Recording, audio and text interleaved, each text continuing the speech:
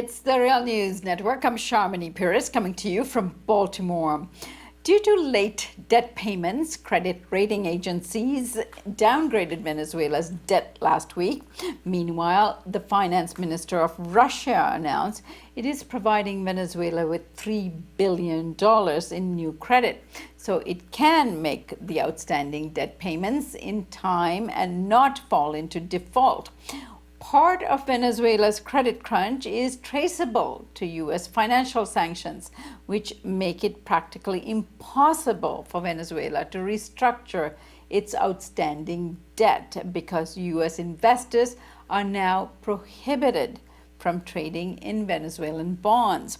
Joining me now to explore this a little further and what it means for Venezuela is Mark Weisbrot. Mark is the co-director of the Center for Economic and Policy Research and is the author of Failed: What Experts Got Wrong About the Global Economy. Thanks for joining us, Mark. Thanks, Sharmini. Mark, in order to properly understand this, we need some background on what is happening with Venezuela. Why is it in so much debt? How did it get there? And why is it having such a hard time making its interest payments?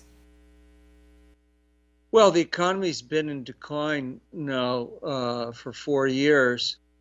And, the collapse of oil prices, of course, in 2014 contributed quite a bit to that. Now, oil prices have rebounded some since then, but their imports, for example, are down about an estimated 79% since 2012. Now, all economies are dependent on imports just for domestic production, and Venezuela is even more than a lot of other economies. So that's keeping them from recovering.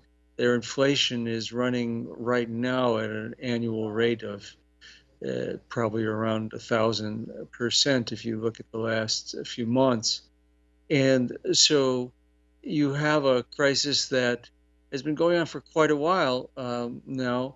It's kind of an inflation depreciation spiral. And so as inflation grows up, you have a depreciation of the currency in the black market, and then that feeds back into inflation. You have a very deep recession, and you have this collapse of imports. And so all of these things combine to make it very difficult for the government to stop the economic decline. Mark, just how indebted is Venezuela at the moment? Compare that to countries in Latin America and perhaps some notable ones in Europe, for example, Greece and Spain, who seem to be in a bit of trouble now. Well, the numbers in terms of debt to GDP or interest payments as a percent of GDP don't really apply here. You're talking about a severe balance of payments crisis where they're just barely coming up with the money each time, as each week goes by or each month, they're barely coming up with the interest payments or the principal that's due. For example, they had a big principal of over $1 billion on a PDVSA bond on Thursday, and that's there's no grace period for that. So they seem to have made that payment, although it hasn't gone through. And this is where the Trump sanctions are really kind of devastating. It is a financial embargo, because if not for those sanctions, Venezuela could restructure its debt and push some of these payments off into the future, and then they would be able to do much better. And in fact, the government has proposed a meeting with bondholders. They've invited them to discuss a restructuring for November 13th. But the Trump administration reacted today with a threat against those any bondholders who might attend that meeting or negotiate, because they say it would violate the sanctions that the United States has placed against Venezuelan officials, in particular, two of the ones that are leading the negotiations. But of course, any kind of restructuring would be extremely difficult and not impossible under the sanctions, because the U.S. sanctions prevent any U.S. nationals or financial institutions from participating in new credits to the Venezuelan government. Now, if you restructure the debt, what you do is you trade the current bonds for new ones. So therefore, they're trying to prevent, their sanctions aim to actually prevent the restructuring. It really is an attempt to destroy the economy. There's no other accurate way to describe it, the sanctions that the U.S. has. And of course, it increases the suffering there because it makes it more difficult to get food and medicines, but it also makes it hard for them to come out of this situation. It's an attempt to topple the government by further destroying the economy and preventing its recovery. And I should say that in spite of all the grim statistics that I've already cited, there are some signs that their balance of payments crisis could be easing if not for the sanctions. So, for example, you mentioned the credit from Russia, but also if you look at their exports for the first 8 months of this year, those are up 28% over last year, and that's uh, that's important because that will give them that has given them a little bit more money, not just to pay off debt, but also for essential imports like food. And there is evidence the situation is getting better. And I think that was one of the factors that led to Venezuela, the government party, winning 18 out of 23 governorships in this recent election. So again, the people who want these sanctions, and this includes European authorities now who are joining in, they're really promoting uh, a strategy of violence.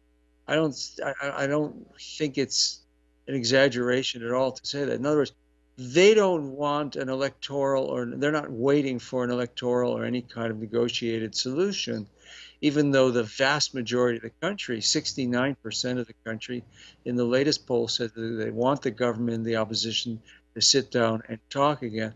The Trump administration and its allies, which include right wing governments in Latin America and also the European Union, they're pushing for a destruction of the economy, which, the only way that works is the way you saw, prior to these recent elections. That is, people are in the streets, there's violent demonstrations, you try and topple the government by creating chaos and violence. That's the strategy of the Trump and Rubio administration. I should include Rubio because it's really uh, more him than Trump that's designing this strategy. That's what they're pushing for with this financial embargo. Now, obviously, as you say, this is an effort on the part of the Trump administration and its allies to strangle the government until the population turns on them. And that is only going to happen as a result of these recent elections. If that's an indicator, this is going to happen if the conditions on the ground get more and more and more difficult for them. So, in fact, what Trump and his allies have done is to really make the Venezuelan people suffer more than they already are. So, what practical consequences does the inability to restructure its loans have on the government and its ability to pursue economic and social policies to release the stress on the people? Well, you can see it now. So, for example, they had to struggle to come up with that $1 billion for the latest PDVSA principal payment. They're already behind in a number of interest payments, but there's a grace period for those, but that will end in a month or so for some of them. So again, it puts the government in constant crisis, and it makes it more difficult to finance the essential imports that people need, and and that also pushes the economy further into depression and makes any kind of economic recovery much more difficult. Now, ironically, it seems to have backfired. Of course, that's one of the reasons that the governing party won the last elections, because people, over 61% of the people rejected the sanctions, and yet the opposition supported them. And of course, you can imagine how unpopular that is, the opposition aligning itself with a foreign power who's obviously trying to destroy their economy and making their lives worse. So that kind of backfired. And another kind of ironic result also of this policy is that the value of Venezuela's bonds have plummeted so far that the Torino Capital estimates that the total foreign debt, what you can call foreign debt, it's owned by foreigners, for both the government and the state oil company, PDVSA, now adds up to about $16 billion.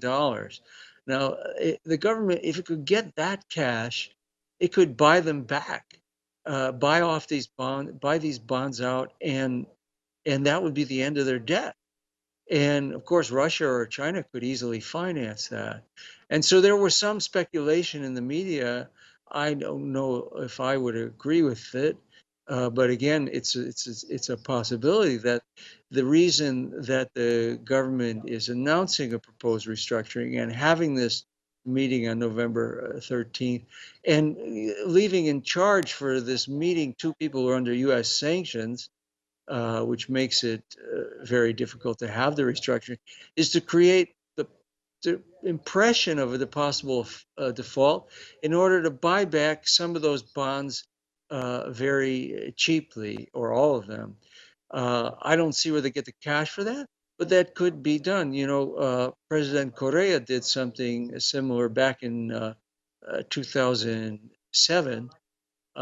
He was able to uh, when he defaulted, actually did default on the debt, was able to buy back a lot of the bonds at a very low price, and therefore get rid of some of their debt very cheaply.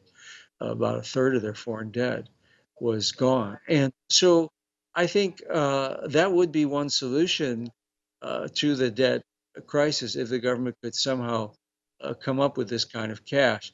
But if they can't get it from Russia or China, it's going to be very hard to reach a restructuring agreement with the bondholders because of the Trump sanctions. And again, that's the main purpose of the Trump sanctions, is to make the debt restructuring impossible, and to create other problems that will wreck the economy further. And the politics of the country further, and then they can put a government that is more friendly to neoliberal policies, and then scoop up in a fire sale all the reserves, oil reserves, and oil leases, and so on. I'm sure there's a plan of that sort in mind. But more importantly, right now, President Marcy of Argentina and OAS Secretary General Luis Almagro are urging that the U.S. should impose wholesale embargo on Venezuelan oil, supposedly in the name of helping the Venezuelan people. What's behind this, and what consequences would such a move have on Venezuela? Well, that would be even worse. That would be much worse, and it would also hurt the U.S. oil industry to some degree, and that's why the Trump administration didn't do that. They were considering an oil embargo, but Luis Almagro, the head of the OAS, is quite fanatical about this. He's been trying to topple the Venezuelan government for years now.